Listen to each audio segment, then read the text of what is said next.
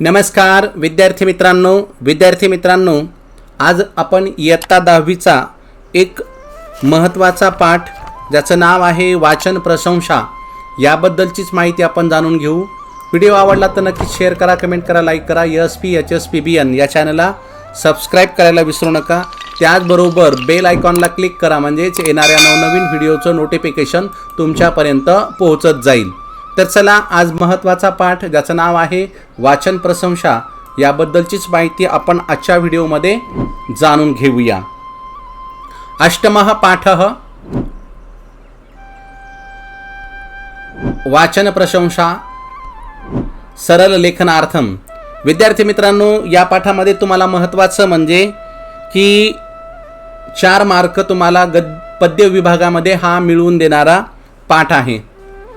वार्षिक परीक्षेमध्ये मानवता धर्म आणि वाचन प्रशंसा यावर काही श्लोक दिले जातात। त्याचं सरळ मराठीत भाषांतर करण्यासाठी हे पाठ दिलेले आहेत। प्रत्यक्ष पाठातले काही श्लोक आणि या श्लोकांचा अर्थ आपण मराठी भाषेमध्ये समजून घेऊया, म्हणजेच या कवितेचं किंवा पद्याचं आपण भाषांतर घेणार आहोत। खरे पाहिले तर वाचन प्रशंसा हा पाठ पाहत असताना तुम्ही इतर काही पुस्तके वाचलेत का, असं लेखकाचं म्हणणं आहे। पाठ्यपुस्तकम विहाय यूयम किम किम पठत। पाठ्यपुस्तकाला सोडून तुम्ही कोणकोणत्या पुस्तकाची वाचन केलेली आहेत, ते पुस्तक तुम्हाला का आवडलेलं आहे आणि अशी कोणती पुस्तकं आहेत की तुम्ही जे वाचले आहेत। तर विद्यार्थी मित्रांनो, तुम्ही 10वीला आहात आणि तुमच्याकडे आता 10वीची परीक्षा झाल्यानंतर तुमची मार्चमध्ये परीक्षा होते। त्यानंतर एप्रिल, मे आणि जून हे 3 महिने तुम्हाला वाचनासाठी मिळू शकतात, कारण या 3 महिन्यामध्ये तुम्ही कुठलीही परीक्षा किंवा 11वी 12वीचं तुमचं पुढचं भविष्य असतं। तुम्ही 10वीचे पेपर दिलेले असतात आणि ऑगस्टमध्ये कॉलेज सुरू होतात। अशा स्थितीमध्ये तुम्हाला काही पुस्तकं जर वाचायला मिळाली तर नक्कीच तुम्ही ती वाचली पाहिजे। पाठ्यपुस्तक सोडून आत्तापर्यंत तुम्ही कोणकोणती पुस्तकं वाचली असतील तर ते पुस्तकं तुमच्यासाठी खूप महत्त्वाची आहेत। मग कोणकोणती वाचली ती तुमच्या वर्ग शिक्षकाला किंवा विषय शिक्षकाला तुम्ही सांगू शकता। त्यानंतर साहित्य प्रकारा भवंती। साहित्यात कोणकोणते प्रकार आपल्याला पाहायला मिळतात। जी मुलं पुस्तके वाचतात त्यांना साहित्य माहीत असेल, मग कथा असेल, कादंबरी असेल, कविता असेल, त्याचबरोबर ललित लेख असतील, प्रवास वर्णन असतील, पोवाडा असेल, चरित्र असतील, आत्मचरित्र असतील, अशा अनेक पुस्तकं या साहित्य प्रकारामध्ये आपल्याला पाहायला मिळतात। काही विद्यार्थ्यांना प्रवास वर्णने आवडतील, तर काही जणांना चरित्र आवडतील, काही जणांना आत्मचरित्र आवडतील, काही जणांना कथा, कादंबरी आणि कविता सुद्धा आवडू शकतात। तर हे साहित्याचे प्रकार आपल्याला पाहायला मिळतात। आणि त्याचबरोबर अपि यूयम प्रतिदिनम वृत्तपत्रम पठत। तुम्ही दररोज वर्तमानपत्र वाचता का? आणि जर वाचत असाल तर स्वतःला अपडेट ठेवण्यासाठी या पुस्तकांचं किंवा या वाचनाचं वाचनच केलं पाहिजे किंवा वर्तमानपत्राचं वाचन केलं पाहिजे। असं म्हणतात, वाचाल तर वाचाल, किंवा ग्रंथ हे आपले गुरु असतात, ग्रंथ मानियो गुरु असं आपल्याला पाहायला मिळतं। म्हणून विद्यार्थी मित्रांनो, पुस्तके वाचलीच पाहिजेत।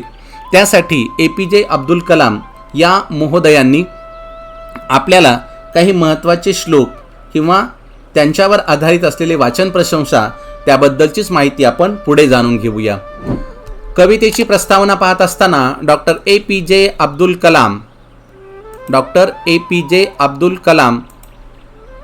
महोदय मिसाइल मॅन इति बरुदेन ख्यातः। डॉक्टर APJ अब्दुल कलाम महोदय हे मिसाइल मॅन या अशा त्यांच्याबद्दलचं वाक्य प्रसिद्ध आहे। तस्य जीवने तेन छात्राणां शैक्षणिक विकासार्थम नैके यत्नाः कृताः। त्यांच्या जीवनात त्यांनी विद्यार्थ्यांच्या शैक्षणिक विकासासाठी अनेक प्रयत्न केले। खरे जर पाहिले तर APJ अब्दुल कलाम महोदयांना मुलं खूप आवडायची आणि त्याचबरोबर शैक्षणिक क्षेत्रामध्ये जी काही मुलं शिक्षण घेतात अशा मुलांना ते आवर्जून भेटायचे। 15 ऑक्टोबर इति तस्य जन्मदिनः 15 ऑक्टोबर म्हणजे 15 ऑक्टोबर इति तस्य जन्मदिनः। 15 ऑक्टोबर हा APJ अब्दुल कलाम यांचा जन्मदिवस आहे। वाचन प्रेरणा दिवारूपेण आचर्यते। तोच दिवस वाचन प्रेरणा दिवस म्हणून ओळखला जातो। 15 ऑक्टोबर हा दिवस त्यांचा जन्मदिन आहे। हा दिवस वाचन प्रेरणा दिन या रूपाने पूर्ण भारतभर साजरा केला जातो. विविधानां ग्रंथानां लघुग्रंथानां वृत्तपत्राणां वाचनेन मनुष्य के गुणाः विकसिता भवन्ति इत्यादय विषयः पद्येस्मिन् वर्णिताः सन्ति. विद्यार्थी मित्रांनो, कोणकोणते लहान ग्रंथ असतील किंवा मोठे ग्रंथ असतील किंवा विविध ग्रंथ असतील, वर्तमानपत्राचं वाचन असेल, या वाचनामुळे माणसाला कोणते गुण विकसित होतात, त्याचबरोबर त्याविषयीचीच माहिती या कवितेमध्ये दिलेली आपल्याला पाहावयास मिळते. तर प्रत्यक्ष कविता आपण पाहूया.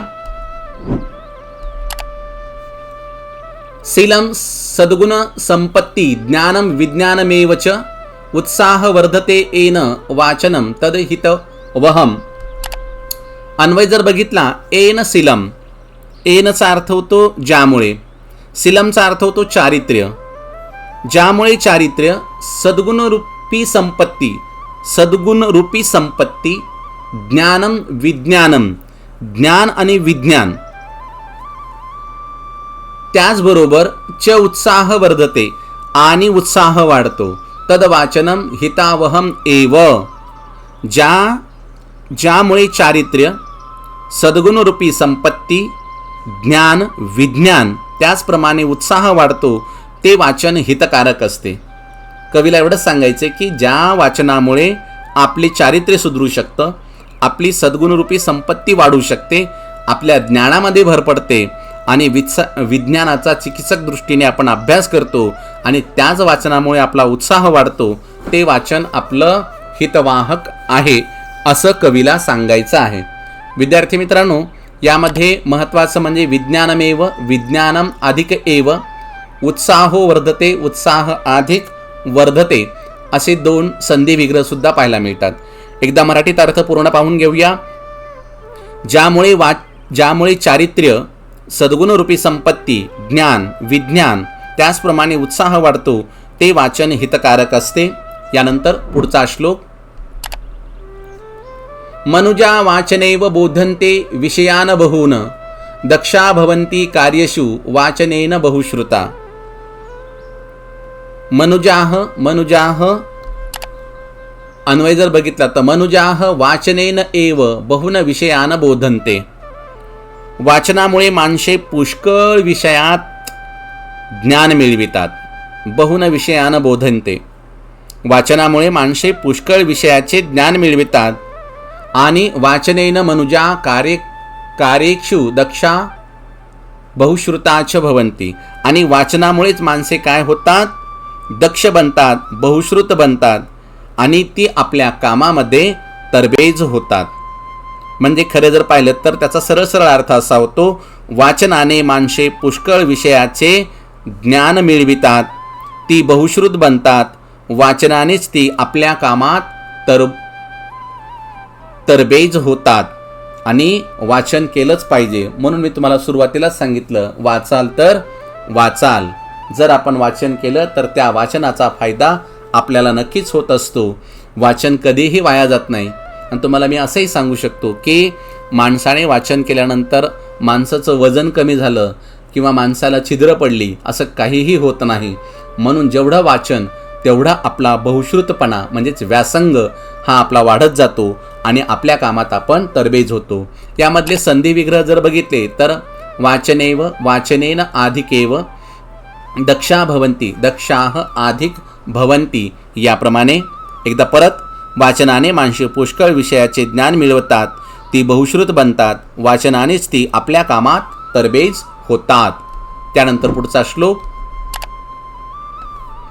वाल्मिकी व्यासा बाणाद्य प्राचीना कविपंडिता तान शिक्षयन्ति सततम ये सदा वाचने रता.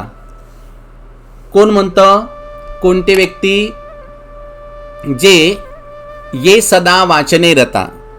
ये सदाचा अर्थ होतो जे नेहमी वाचनात गडलेले असतात किंवा मग्न झालेले असतात. तान त्यांना, वाल्मिकी व्यास बाणाद्य, वाल्मिकी व्यास आणि बाणा भट्ट यांच्यासारखे प्राचीन कविपंडित, विद्वान कविपंडित काय करतात, शिकवितात. शिक्षयंती येन सदा वाचने रता तान वाल्मिकी व्यास बाणाद्या प्राचीनाः कविपंडिता शिक्षयन्ति. जे नेहमी वाचनात घडलेले असतात त्यांना वाल्मिकी, व्यास, बाणा भट्ट यांच्यासारखे विद्वान कवी नेहमी शिकवित असतात आणि त्यांच्या वाचनाचा पूर्ण फायदासुद्धा आपल्याला होत असतो.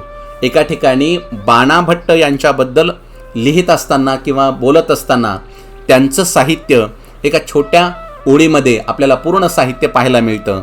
बाणा की रचना हर्ष में चंडी, पारो का मुकुट, कद्दू की मंडी असं जर म्हणलं तर यामध्ये आपल्याला पूर्णपणे त्यांच्या नावावरून, त्या छोट्याशा ओळीवरून, काय म्हणलं मी, बाणा की रचना हर्ष में चंडी, पारो का मुकुट, कद्दू की मंडी, यामध्ये हर्ष में म्हणजे हर्षचरितम नावाचं साहित्य, चंडी, चंडी म्हणजे चंडी शतकम, पारोका म्हणजे पार्वती परिणयम, मुकुट, मुकुट म्हणजे तडितक, आणि कद्दू म्हणजे कादंबरी, आणि मंडी म्हणजे सायलेंट. अशा पद्धतीचं साहित्य हे बाणा भट्टांचं पाहायला मिळतं. म्हणून माणसाने वाचन केलं पाहिजे, वाचनात नेहमी घडलं पाहिजे, मग्न झालं पाहिजे, हेच या श्लोकातून आपल्याला सांगता येतं. त्यानंतर पुढचा श्लोक, अद्याय वृद्धी ज्ञानाय वृत्तपत्रम पठेत सदा, सर्वविधा सुविधार्थम वाचनम उपकारकम. कोणतं वाचन? कोणतं वाचन? अन्वय, मनुजः अद्यावत किंवा अद्यावत ज्ञानाय वृत्तपत्रम सदाही पठेत. माणसाने अद्यवत ज्ञानासाठी खरोखर नेहमीच वर्तमानपत्र वाचली पाहिजे. अद्यवत जगात कुठे काय चाललंय हे आपल्याला समजण्यासाठी आपण त्याचं वाचन केलं पाहिजे. एक एक बातमी आपण मन लावून वाचतो आणि जगात कुठं काय घडलं याचंही पूर्ण ज्ञान आपल्याला वर्तमानपत्रातून पाहायला मिळतं, बातम्यांमधून पाहायला मिळतं. आणि सर्वविध सुविधार्थम, सर्व प्रकारच्या विद्येसाठी, विद्यार्थम विद्यासाठी वाचनम उपकारकम वर्तते. सर्व विद्या जर आपल्याला प्राप्त करायच्या असतील तर वाचन करणं गरजेचं, त्यातल्या त्यात वर्तमानपत्र वाचणे सुद्धा गरजेचे आहे.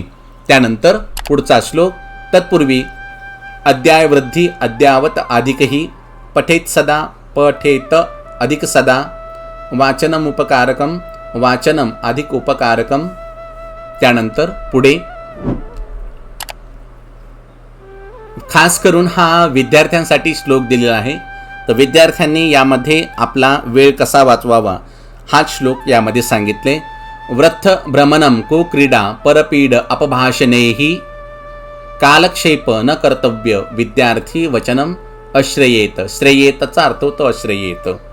काय सांगतोय तो की विद्यार्थ्यांनी, विद्यार्थी भीही, अनेक विद्यार्थ्यांना, हा माझं सांगणं आहे किंवा कवी पण सांगतो, वृत्तभ्रमणम विद्यार्थ्यांनी निरुद्देश भटकणे, विनाकारण इकडं तिकडं जाऊन तोंड मारणे, इकडे फिरणे तिकडं फिरणे, तर निरुद्देश, काही काम नाही, काही नाही, धाम नाही, उगाच आपला फिरत बसतो, इकडे जा तिकडे जा तिकडे जा.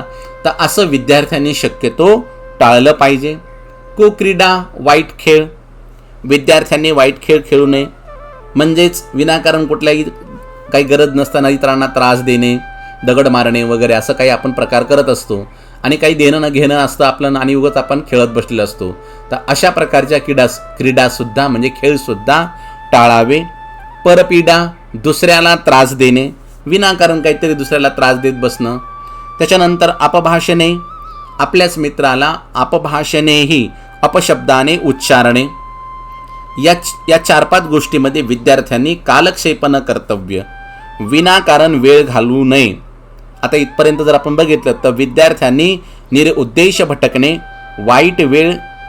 वाईट खेळ खेळणे, दुसऱ्याला त्रास देणे, अपशब्द उच्चारणे इत्यादीमध्ये माणसाने वेळ वाया घालवू नये. न कर्तव्य विद्यार्थी वाचनम श्रेयेत, विद्यार्थ्याने नेहमी वाचनाचाच आश्रय घेतला पाहिजे.